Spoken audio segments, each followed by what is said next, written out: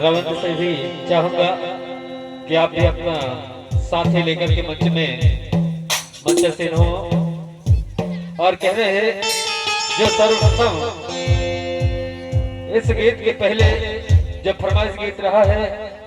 कटक बाज के खुरा पार्टी पेश है आपका गीत। कहना है कोई भी कृतक प्राणी को जब बरगद घाट के लिए ले चलते हैं तब है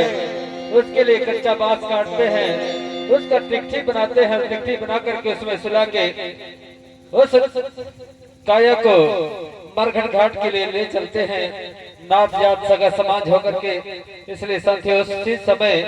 समस्त बहन बेटी रोते हैं, तड़पते हैं, बिलखते हैं, पर वह काया इस दुनिया से वह सांस अगर इस काया से निकल जाता है तो दोबारा इस दुनिया में देखने को नहीं मिलता है, क्योंकि ये नासवान शरीर है। इसलिए कहना चाहूंगा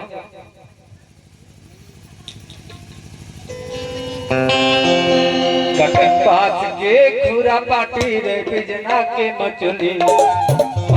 के ऊपर खटोली के ऊपर मुर्दा पड़ी